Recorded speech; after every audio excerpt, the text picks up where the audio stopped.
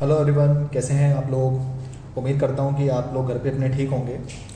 दोस्तों, आज वाले लेक्चर के अंदर हम लोग अपने बिजनेस स्टडी का टॉपिक नंबर बिजनेस इन्वॉल्वमेंट जो है वो डिस्कस करने आए हैं।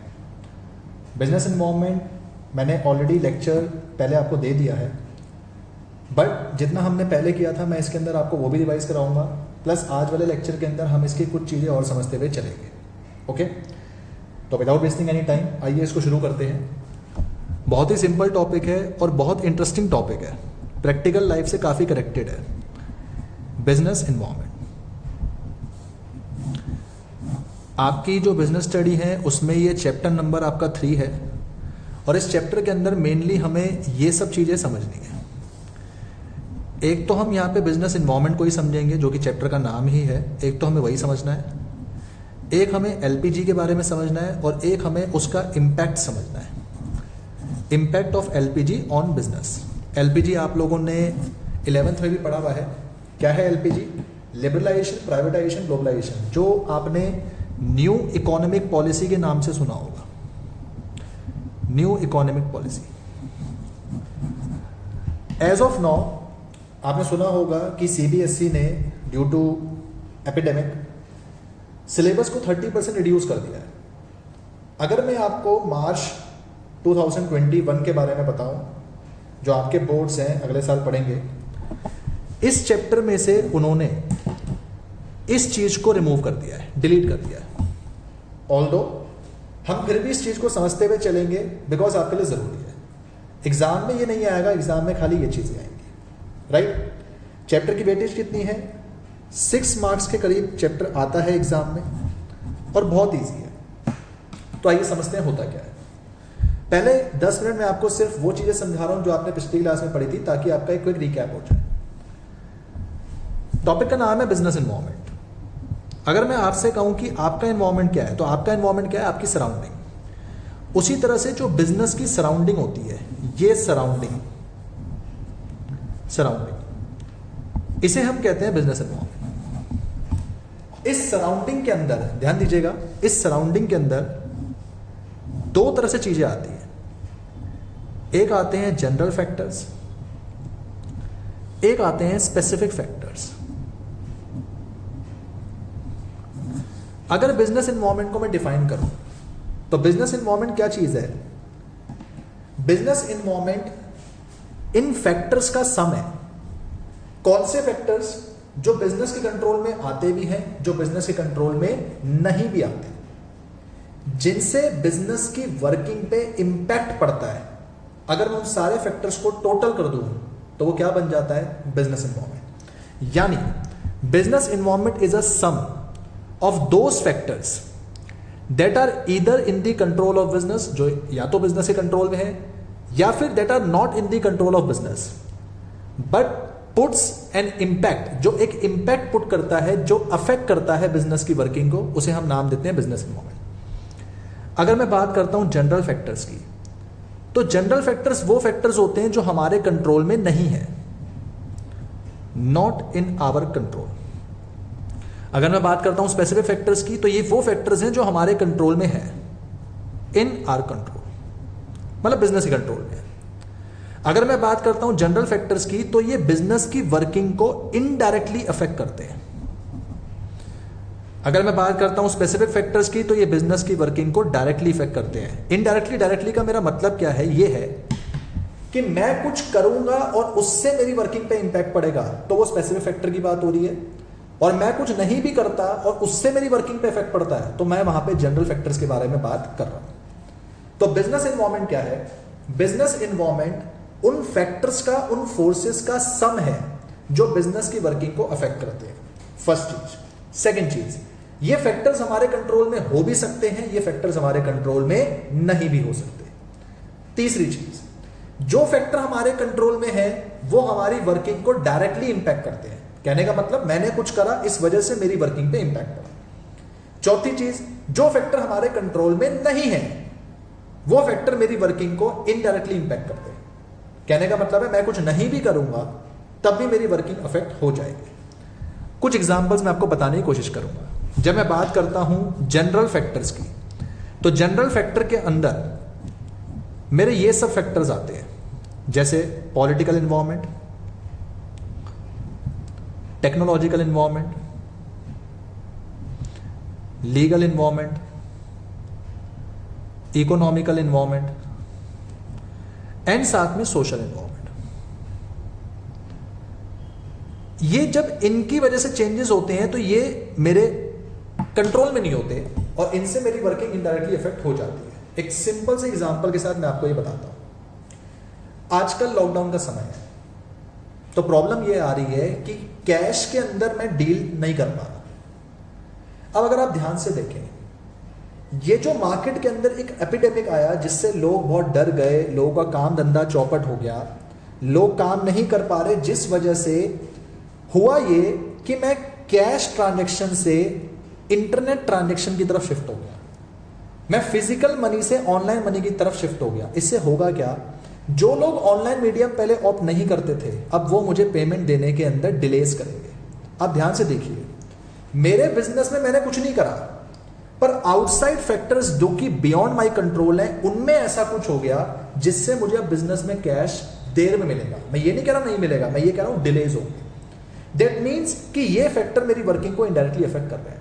अगला एग्जाम्पल और सुनिए, सोशल इन्वायरमेंट के अंदर हमारे फेस्टिवल्स, हमारे कस्टम्स, हमारे ट्रेडिशंस आते हैं कंट्री के। अगर मैं आपसे कहूं कि मान लीजिए लोगों का टेस्ट एकदम से बदल गया, लोगों को कोई और टेस्ट पसंद आने लग गया, जैसे आपने इको के अंदर डिमांड में भी पढ़ा होगा, change in taste of consumers, change in habits of consumer. अगर कोई ऐसी सिचुएशन होती है तो इस पर मेरा कोई कंट्रोल नहीं है, बट ऐसा हो जाने से मेरे बिजनेस की वर्किंग पे अफेक्ट पड़ेगा। इसलिए मैं कहूंगा कि ये जितने मेरे फैक्टर्स हैं ये जनरल फैक्टर्स हैं, मेरे कंट्रोल में नहीं आते और ये बिजनेस को इनडायरेक्टली अफेक्ट करते हैं। लेकिन अगर मैं बात करूं स्पेसिफिक फैक्टर्स के बारे में, तो स्पेसिफिक फैक्टर्स के अंदर मेरे ये लोग आते हैं, जैसे कि मेरे क्रेडिटर्स, मेरे इन्वेस्टर्स, मेरे कॉम्पिटिटर्स। ये वो लोग हैं जिनका इंपैक्ट मेरे ऊपर सिर्फ तब पड़ेगा अगर मैं कुछ करता हूं, मतलब they are somewhere in my control. For example, अगर मैंने आज अपने क्रेडिटर्स को पेमेंट देना बंद कर दिया तो मेरे क्रेडिटर्स मेरे फ्यूचर की सप्लाई को रोक देंगे, मेरे क्रेडिटर मुझे माल देना बंद कर देंगे। इसका मतलब मेरे कुछ करने से मेरे बिजनेस की वर्किंग पे अफेक्ट आया in reaction. If I have imposed an action then I will be equivalent to some reaction जो कि मेरे पे पड़ने वाला है, इसलिए यहां पे इफेक्ट पड़ता है डायरेक्ट। इन्वेस्टर्स के बारे में बताऊं, मैंने प्रॉफिट कमाना कम कर दिया बिजनेस में तो मेरे इन्वेस्टर अपने शेयर्स बेच देंगे, वो मेरे बिजनेस में से इन्वेस्टमेंट निकाल लेंगे। और अगर मैं अपने कॉम्पिटिटर की बात करूं, मान लीजिए कि मैंने अपना प्राइस कम कर दिया तो कॉम्पिटिटर राइवल एक्शन लेगा, अपने प्राइस को और ज्यादा कम कर देगा। दैट मीन्स बिजनेस इन्वायरमेंट उन फोर्सेस, उन फैक्टर्स का सम है जो या तो मेरे कंट्रोल में है या मेरे कंट्रोल में नहीं है, बट स्टिल मेरे बिजनेस की वर्किंग को अफेक्ट करते हैं। So this is our business environment. अगला सवाल आपसे पूछा जाएगा, जो मैं सेकंड चीज आपसे पूछूंगा वो ये कि जनरल फैक्टर या जनरल फोर्सेस कौन सी होती है। तो मैं आपको बताऊंगा जनरल फैक्टर वो है जो कि हमारे बिजनेस की वर्किंग को इनडायरेक्ट अफेक्ट करते हैं, बिकॉज वो हमारे कंट्रोल में नहीं है। थर्ड, स्पेसिफिक फैक्टर्स क्या है? स्पेसिफिक फैक्टर्स वो फैक्टर्स हैं जो हमारे कंट्रोल में आते हैं समवेयर और हमारी वर्किंग को डायरेक्टली अफेक्ट करते हैं। रिवाइज करते हैं तीनों चीजों को जो मैंने आपको बताई। What do you understand by business environment? It include all those factors which are available outside the business and over which business has no control.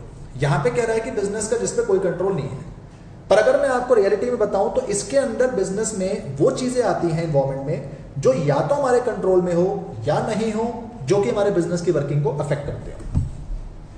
एक सिंपल से फंडे के साथ मैं आपको डील करवाऊंगा। राहुल जी जूम आउट करवाओ।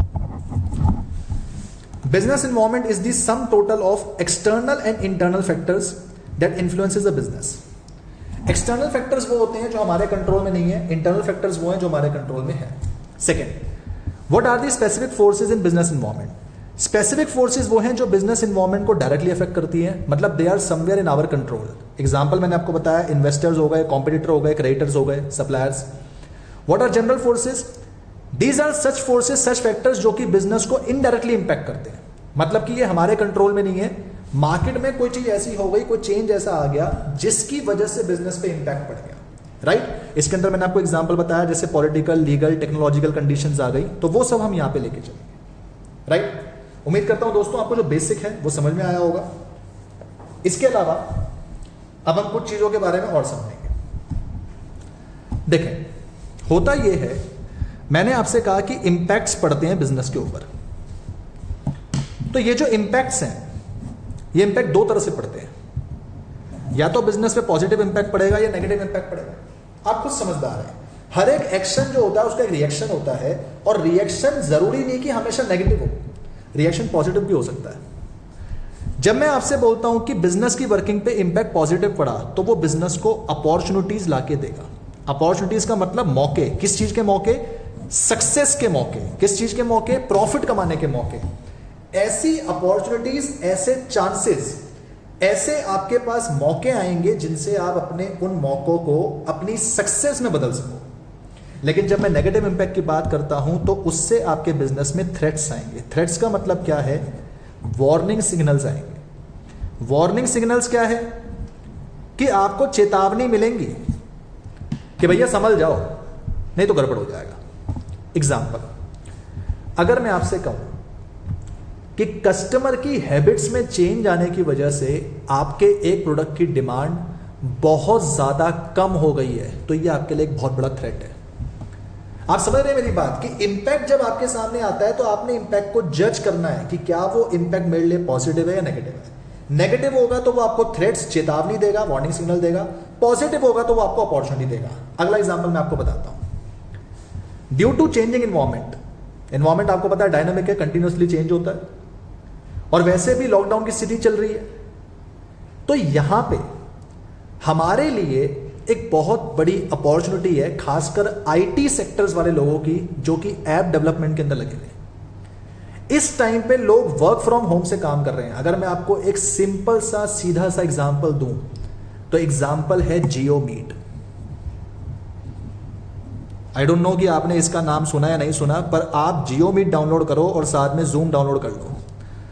आपको जान के बिल्कुल एकदम ऐसा लगेगा कि ये ऐप जस्ट इससे बिल्कुल डुप्लीकेट बना दी गई है, बस नाम चेंज कर दिया गया। इतनी ज्यादा रिजेंबलेंस है कि जूम का जो मालिक है वो खुद कह रहा है कि भाई साहब मेरे को जियो मीट देख के तो झटका मुझे लग गया कि अंबानी साहब ने इतनी सेम ऐप जो मिलके बना दी, बताओ एकदम सेम। ऐसा क्यों?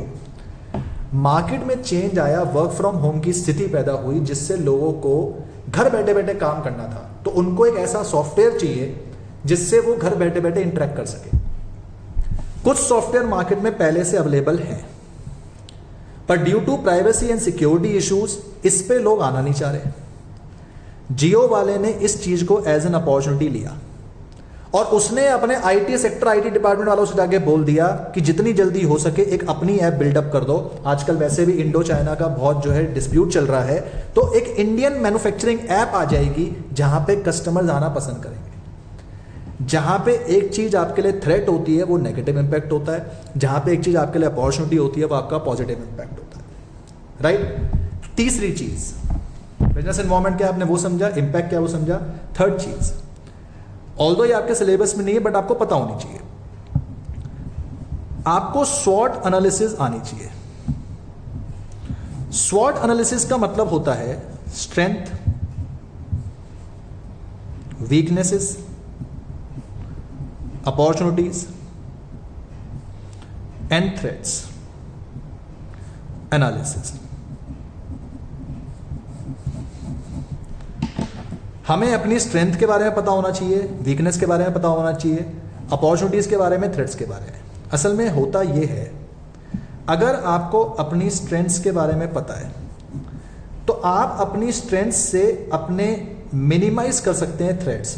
बाय मिनिमाइजिंग आई मीन कि आप अपने थ्रेट्स को टैकल कर सकते हैं, आप अपने थ्रेट्स को रिड्यूस कर सकते हैं। टैकल योर थ्रेट्स, कि मान लीजिए कोई नेगेटिव इंपैक्ट आया तो आप इस स्ट्रेंथ के जरिए इसको टैकल कर पाएंगे, और साथ में आप अपॉर्चुनिटी का बेटर यूज कर पाएंगे। Better utilisation of opportunities. अगर आपके पास स्ट्रेंथ है तो आप बेटर यूटिलाइजेशन कर पाएंगे। जैसे जियो की जो स्ट्रेंथ है, जो मैंने पीछे एग्जांपल बताया, वो है फाइनेंशियल स्ट्रेंथ। पैसे का कोई बर्डन नहीं है जियो वालों के पास। उन्होंने देखा कि मार्केट में नीड पड़ रही है तो उन्होंने सेम टाइम पे एक्शन लिया, यानी अपॉर्चुनिटी का बेटर यूटिलाइजेशन करा। राइट? और अगर मैं बात करता हूं आपकी वीकनेस की, अगर मैं बात करता हूं आपकी वीकनेस की, तो वीकनेस में आपके पास ये होता है कि आप वीकनेस से अपने जो थ्रेट्स हैं उनको कर देते हो मैक्सिमाइज, मतलब आपका नेगेटिव इंपैक्ट जो है वो बढ़ जाता है। अब सोचो कि अगर मेरी वीकनेस मैं आपको बताऊं, मेरी कंपनी है, एक ऐसा प्रोडक्ट बेचती है जिसका मार्केट में चेंज होने की वजह से, टेस्ट प्रेफरेंस में चेंज होने की वजह से डिमांड कम हो रही है। अब मेरी वीकनेस है कि मैं बहुत जल्दी अपनी प्रोडक्ट लाइन को बंद नहीं कर सकता, मैंने इन्वेस्टमेंट इतनी ज़्यादा कर दी है कि मैं उसे बंद नहीं कर सकता। एग्जाम्पल के तौर पे मैं आपको एक आध एग्जाम्पल बताता हूँ। जैसे मान लीजिए टेलीकॉम नेटवर्क्स हैं, जैसे एयरटेल है। एयरटेल जो है नेटवर्क के अंदर काम कर रहा है। अगर लोगों का टेस्ट प्रेफरेंस बदला और एयरटेल से वो कहीं और शिफ्ट होने लग जाएंगे, तो एयरटेल बहुत बड़े विशियस सर्कल में आ जाएगा, बिकॉज उसकी प्रोडक्ट लाइन को वो बंद नहीं कर सकता या कोई नया प्रोडक्ट नहीं निकाल सकता। उसे इसी के ऊपर काम कर करके अपने जो लोग हैं, अपने जो कस्टमर बेस है, उसे वापस अपने पास लाना पड़ेगा। अब मैं आपसे कहूं कि इनकी प्रोडक्ट लाइन इनके पास सिर्फ एक है, तो ये शिफ्ट नहीं कर सकते, ये इनकी वीकनेस है। और इनकी इस वीकनेस से इनके जो थ्रेट है वो क्या हो जाते हैं, मैक्सिमाइज। साथ में आपको डिफिकल्टीज आएंगी टू टैकल योर अपॉर्चुनिटीज। अपनी अपॉर्चुनिटीज को टैकल करने के लिए आपको क्या आएंगी, डिफिकल्टीज। सो बेसिक फंडा ये है कि आपको अपनी स्वॉट एनालिसिस करके चलनी पड़ेगी, जिससे आप ये देख के चल सको कि आप अपनी जो स्ट्रेंथ हैं उनसे कैसे अपने थ्रेट्स को टैकल कर सकते हो और कैसे अपनी अपॉर्चुनिटीज का अच्छा एडवांटेज ले सकते हो। प्लस आपकी जो वीकनेस है आपने वो भी आइडेंटिफाई करनी है, सो दैट आप पहले से प्रिकॉशंस लेके चलो, आप पहले से एडवांस में रेडी होके चलो कि अगर सिचुएशन ऐसी आई तो मैं उसको इस तरह से टैकल करूंगा। Right? So this part is all about business environment. ये उसके बेसिक्स हैं कि आपको इतनी चीजें तो पता होनी चाहिए ही चाहिए। Coming towards the next topic, अब मैं आपको बताऊंगा कि बिजनेस एनवायरनमेंट के फीचर्स क्या क्या है। फीचर्स ऑफ बिजनेस एनवायरनमेंट बहुत ही सिंपल टॉपिक है, आइए इसको भी जरा समझते हैं। जब हम बात करते हैं अपने बिजनेस एनवायरनमेंट के फीचर्स की, तो कुछ 7 पॉइंट्स हमें यहां पे डिस्कस करने हैं। सबसे पहला पॉइंट हम डिस्कस करेंगे totality of external forces. Second, specific and general forces.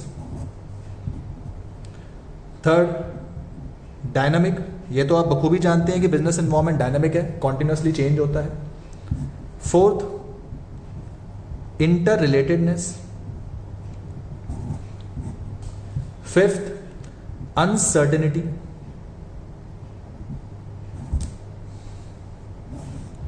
Sixth, relativity.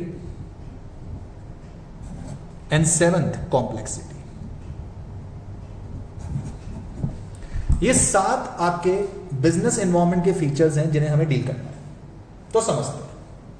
सबसे पहला फीचर है टोटलिटी ऑफ एक्सटर्नल फोर्सेस। जैसा कि मैंने बताया, बिजनेस एनवायरनमेंट एक सम है। किस चीज का सम है? आपके उन फैक्टर्स का, उन फोर्सेस का जो बिजनेस की वर्किंग को अफेक्ट करते हैं। हो सकता है कि वो फैक्टर्स आपके बिजनेस के कंट्रोल में हो, या हो सकता है कि वो फैक्टर्स आपके बिजनेस के कंट्रोल में ना हो। तो बिजनेस एनवायरनमेंट किसी एक फैक्टर को डील नहीं करता।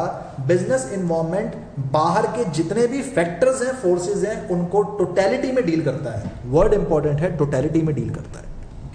Business environment is not a collection of a single individual factor.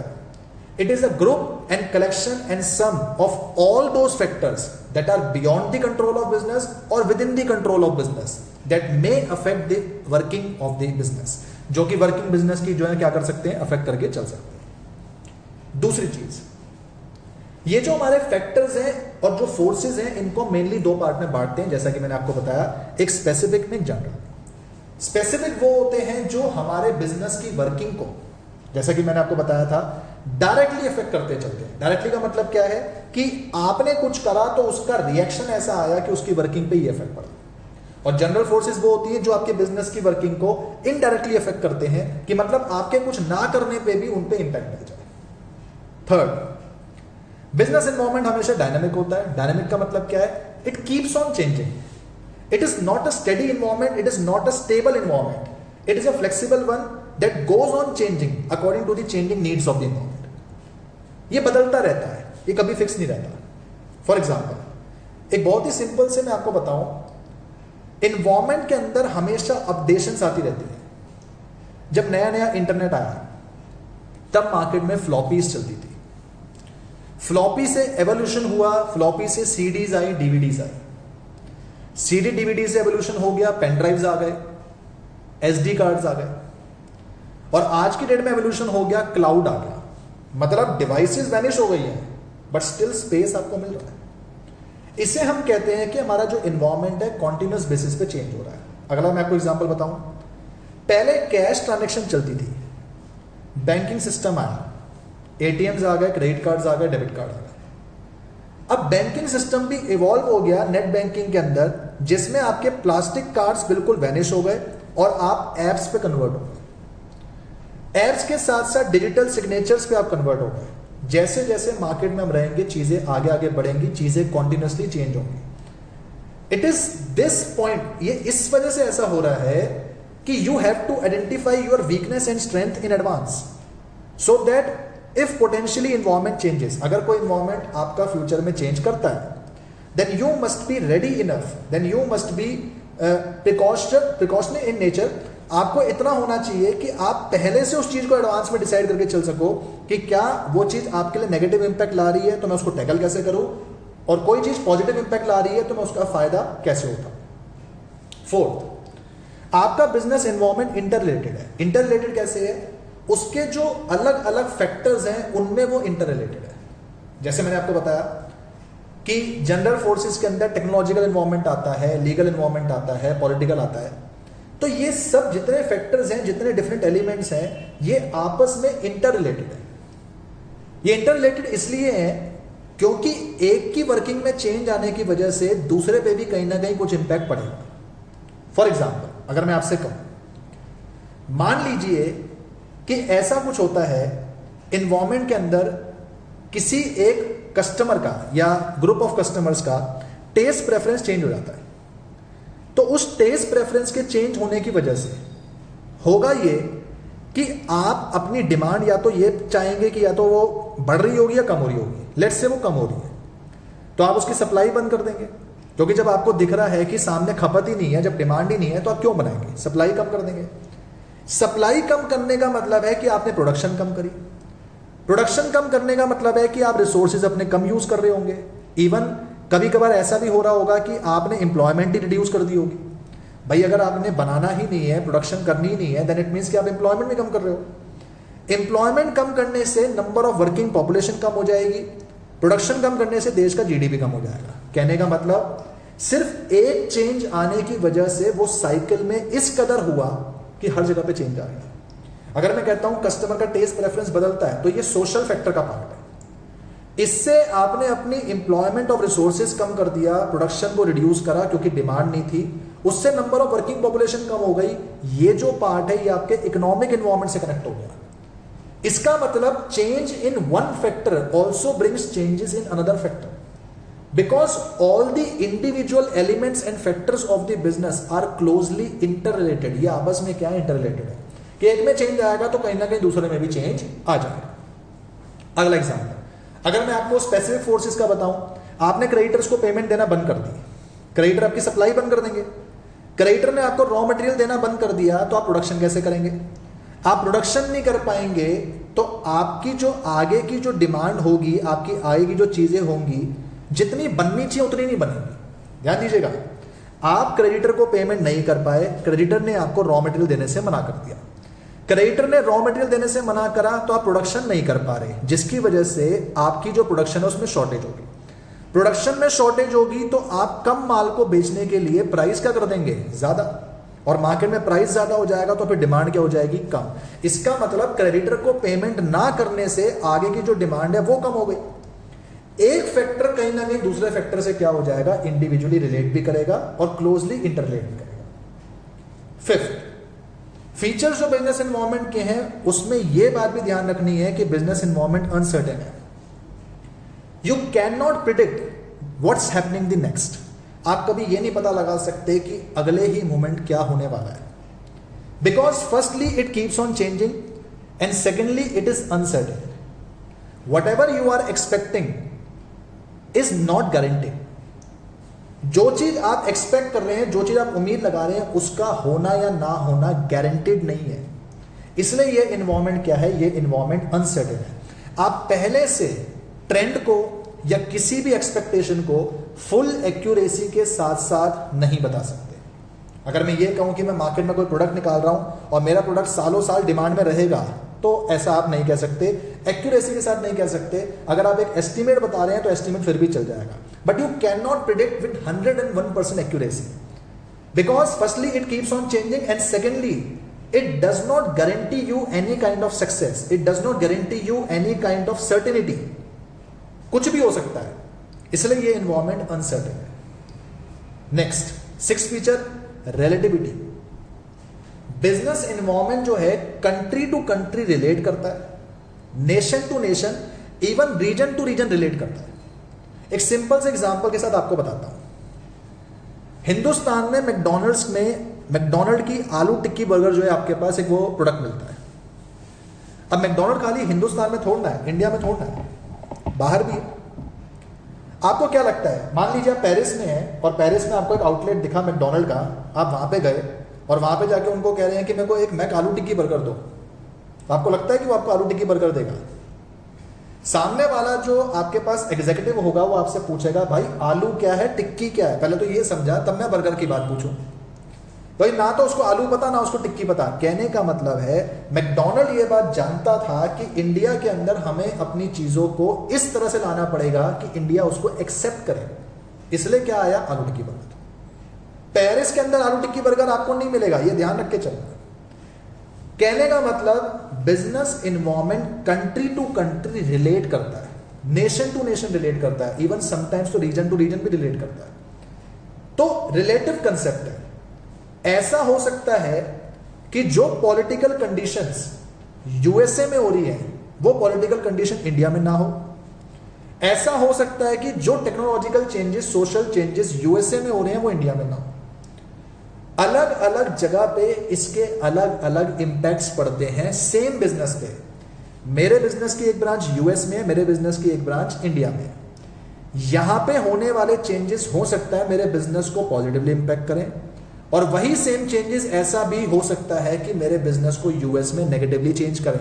That means same business के लिए जो बिजनेस इन्वायरमेंट है वो country to country, nation to nation relate करता है. ओके, फॉर एग्जांपल अगर मैं आपसे ये बोलूं कि लेट्स से कोई प्रोडक्ट है, उस प्रोडक्ट के लिए जो डिमांड है वो यहां पे ज्यादा है लेकिन बाहर कम होगी. अगर मैं बोलूं इंडिया के खादी प्रोडक्ट ले लो, इंडिया के लिए आप लोग धोती कुर्ता ले लो. अब धोती कुर्ता को अगर आप बाहर पेरिस में बेचना चाहोगे तो शायद नहीं बिकेगा, या फिर आप एक पॉजिटिव अप्रोच लगा के चलो कि वहां पे ये प्रोडक्ट एक इनोवेटिव तरीके से काम करेगा, शायद बिक भी जाए. But accordingly and approximately India में उसकी डिमांड ज्यादा रहेगी क्योंकि इंडिया में ये सब चीजें चलती है. तो बिजनेस एनवायरमेंट का कहने का मतलब है नेशन टू नेशन को रिलेट करेगा. एंड लास्ट चीज, बिजनेस एनवायरमेंट जो वो हमेशा कॉम्प्लेक्स होता है. वो कॉम्प्लेक्स इसलिए है क्योंकि इसके अंदर इतने सारे फैक्टर्स हैं जो कि क्लोजली इंटर रिलेटेड है. इनको अकेला समझना इजी है पर इनको टोटलिटी में समझना काफी मुश्किल है. अगर कोई मेरे से आके कहे कि सर आप मुझे बताओ पॉलिटिकल एनवायरमेंट क्या होता है, तो मैं बहुत इजीली उसको समझा दूंगा ये मेरा पॉलिटिकल एनवायरमेंट है. पर कोई मेरे से आके ये बोले कि बिजनेस एनवायरमेंट क्या है, तो मुझे उसको पॉलिटिकल एनवायरमेंट समझाना पड़ेगा, लीगल समझाना पड़ेगा, technological, social and all the other factors also.